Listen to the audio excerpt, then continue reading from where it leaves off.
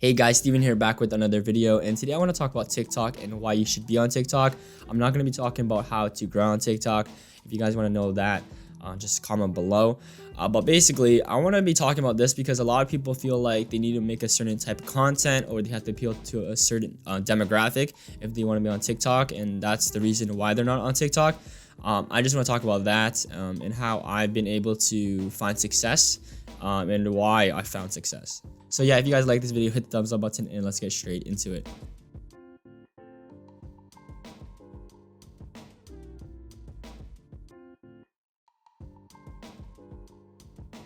So the first big thing and advantage that TikTok has over any platform right now, like the advantage is so huge, is organic reach. And when I say organic reach, it's how people are able to discover your content without any paid promotion. So you see Instagram posts, like people who do sponsored Instagram posts or anyone who runs ads on Instagram stories, that's paid traffic. Organic traffic is when people find you like on the explore page or through hashtags or something like that. So with TikTok, it's really cool because the explore page is the homepage. In Instagram, the explore page is the explore page and the homepage is the homepage. And I know for a fact that more people are on the homepage than the explore page. But in TikTok, there's a For You page and there's a following page. And oftentimes people juggle their time between the both, the two. So when you're constantly seeing new videos on your homepage, you're gonna, follow one of them. And the chances of you ending up on the For You page, like the explore page, is pretty high. I think the reason the organic reach is so high is because there's a lot more people just viewing the content than creating the content. So this won't last forever. The same content is being recycled through the platform just because there's more people viewing it than creating it. On Instagram, everyone's posting. Everyone who has an account is posting. On TikTok, it's not the case. What this means for you as a creator is that you can have 0 followers and get a lot of traffic on your videos. And when I say this, it's happened to me. I think my 15th or 20th video, and videos on TikTok are not hard to produce. That's one thing I'll be talking about later. But like my 15th or 20th video or something like that, around that, I had about 30, 40 followers at the time, and all my other videos are at 100 views. This particular video hit 700,000 views in the past month, and that's with 30 followers. So you cannot even imagine, if you think about a YouTube channel that has 30 subscribers and got 700,000 views, you probably couldn't think of one. Instagram as well. What Instagram account is gonna get 700,000 views on their videos with 30 followers? That's almost impossible. TikTok allows this to happen because the For You page, the explore page. The explore page on Instagram isn't used as much as the explore page on TikTok. I'm actually gonna go through my stats right now because I feel like a lot of people are motivated by numbers. And I wanna tell you this right now. My audience isn't what's ideal for TikTok. What's ideal for TikTok is lip syncing and funny videos, and I don't make funny content. The content I make on TikTok is tutorials, editing tutorials, behind the scenes, and little snippets of advice like this. Adobe Lightroom just posted this blog. It talks about the photography trends that happen every year this decade. So 2010's double exposure. I only started photography maybe 3-4 years ago, so I'm not really familiar, but I'm sure it was popular. It's still pretty popular. So if you're a consultant, I've seen real estate agents on this platform. The reason you think that TikTok is for kids is because you're not on TikTok. It's the same thing with Facebook, and people thought it was for college students, and Instagram was for photographers and anyone who judges a book by its cover, and it's never really messed with the platform. People who don't use Twitter think it's just politics and stuff like that, but it's so much more than that. So for me, right? So these are my stats. So I have almost 7,000 followers in the span of 2 months. My Instagram has 9,000 followers in the span of 3 years. So you can see the discrepancy. And I spend a lot more time on Instagram producing content. It takes a lot more time to produce content on Instagram. That's just a fact. You have to do photo shoots, you have to go places, take nice photos and stuff like that if you're an influencer. On TikTok, you can stay at your house and literally make these videos. Or what you can do with TikTok actually is, I haven't produced a lot of new content on TikTok, and what I mean is I've recycled old Instagram stories, old Snapchat videos, old YouTube videos. And the reason I'm able to do this is people on TikTok all record it on their phone. So no one cares really about the quality. They care about the value of the video. So if you're funny, if you've educated someone, that's what matters. Like that's literally it. So for me, I have a bunch of concerts behind the scenes because I'm at these concerts. I have little videos that I post in my Instagram stories. I download them and then I add a bunch of the pictures I took, and that makes for like a 30-second video.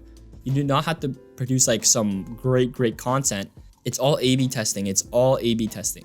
So like I said, I'm almost at 7,000 followers. So in the past 28 days, I have 605,000 views. In probably the last 2 months, it's almost 1 million, I would say.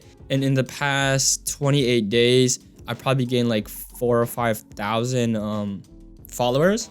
And take this in. This is a crazy statistic for me. Half of my audience is male and half of my audience is female, which has never happened in the history of my content. It's usually like 75% male. And what's even more crazy is 12% of my audience is from Germany. What people don't understand is TikTok is an international platform. They're based in China. And so a lot of the audience isn't from the US.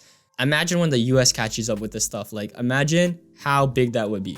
So like 36% is US, 20% is Canadian, 12% is German, 6% is Italian, and 5% is from the United Kingdom. And another thing people might be wondering is how has this translated to like Instagram followers and YouTube subscribers? Because I feel like people always want to translate followers, which I wouldn't totally worry about. I would worry about like dominating one platform at a time.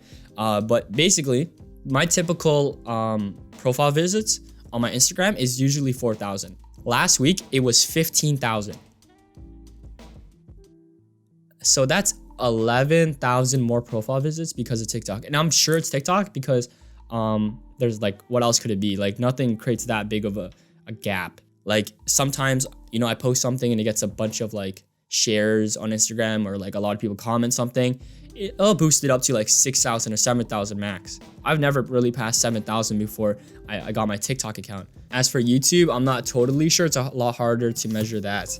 The next thing I want to talk about is monetization. I always have a hard time understanding why people worry about monetization on platforms like YouTube or like any new platform that comes out, because they don't care about Instagram.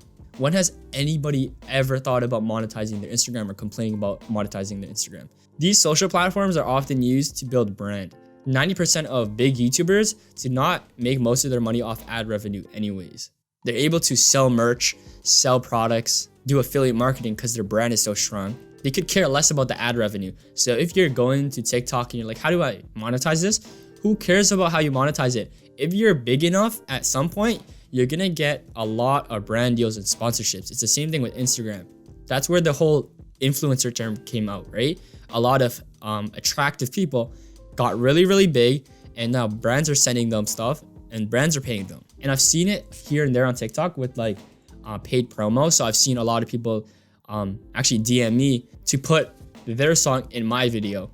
Like they're an artist and they want to pay me. Or like I've seen DistroKid, it's a service. I think they paid like a TikToker to post about it, and Audible. I think Audible actually paid a self-help like account to promote it. Like, oh, reading is good for you, get Audible. And I'm gonna give you some examples of some people who really blew up off brand, and it took them a long way. So one person from TikTok, like a real life example of TikToker who really blew up and is probably making millions of dollars right now off 3 videos. So his name is Arizona, I don't even know how to pronounce it, Zervas. He made the song Roxanne, and Roxanne last week was the #3 song in the US. And this was off a TikTok video. Everyone started using his song in their music, and that's it. So if you think you're an artist and TikTok's not for you, think again, because the guy with the #3 song in the country blew up off TikTok. And think about it, people on Vine. Think about Vine.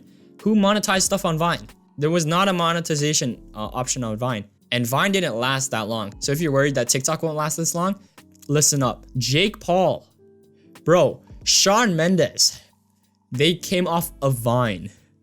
Jake Paul is the biggest creator on YouTube, like one of the biggest creators on YouTube. And Shawn Mendes, are you kidding me? You know how many like top 10 hits he has? And that's off Vine. That's off the brand of Vine. No one would know these people. Justin Bieber, bro. Justin Bieber got discovered on YouTube. He wasn't on YouTube super long. LMA got discovered on Instagram. So yeah, like that's it. Do not worry about monetization, because if you're big enough and if you know your content's good enough, you'll blow up. And another thing about content is, like I said before, it's not hard to make content because everyone is making it on their phone. And I would actually recommend it to make it on your phone and not on a professional camera or anything like that. The reason why is people are just not adjusted to seeing very, very high quality content on TikTok. People are actually probably watching it because it's super raw, it's relatable. So if you're using like a camera like this, it sort of looks a lot different than a lot of the content on the platform. Also, people are looking for short form content, like 15 to 30 seconds.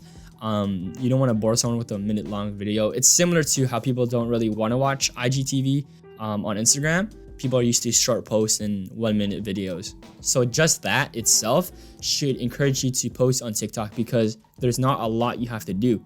You can film a video of you talking. You can take previous videos and stuff you have. I know real estate agents on TikTok that literally just give advice, like top 5 lists or something like that. There's people blowing up off top 5 lists. Like they're literally just giving a source, top 5 wealthiest countries, and just name 5.